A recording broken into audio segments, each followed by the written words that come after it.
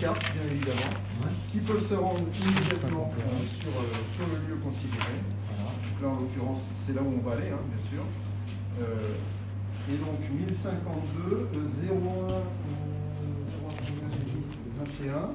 0121, Y 69 761, voilà. Le départ de feu est ici. La surface estimée, sauf s'ils sont vraiment pas bons tout à l'heure, ce qui peut arriver, ou au contraire très très fort, on imagine que c'est un feu, vu les moyens qu'on a mis, qui ne devrait pas parcourir plus de 8 hectares, mais on va voir ce que ça va donner, puisqu'on, dans le même temps, on joue l'exercice de façon tout à fait naturelle. On a identifié, vous avez vu, des habitations menacées. Donc T plus 2 heures, c'est en fait en fonction de la vitesse du vent et de la vitesse de propagation du feu. Donc globalement, on estime qu'un feu avance 30 fois moins vite que le vent. Hein. Donc si vous avez un vent de 20 km/h, il va un vent de 20 km/h, le feu va progresser à 600 mètres par heure, globalement, hein, pour vous donner une idée.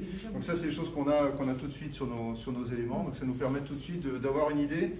Voilà, on peut se dire, dans 1 heure, voilà, le feu va être là. Et on peut commencer déjà à le dessiner pour anticiper.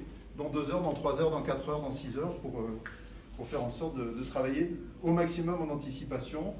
Et donc, comme je vous disais, de voir quelles sont les rocades qui vont nous être utiles. Donc là, on sait pertinemment qu'on va pouvoir passer sur cette piste-là. Donc on aura la D53 qui sera une rocade est de notre sinistre et que le point d'origine est sur la piste 111. Donc ça nous permet très clairement de tout de suite identifier par où on va pouvoir passer, par où on va pouvoir s'échapper si ça se passe mal.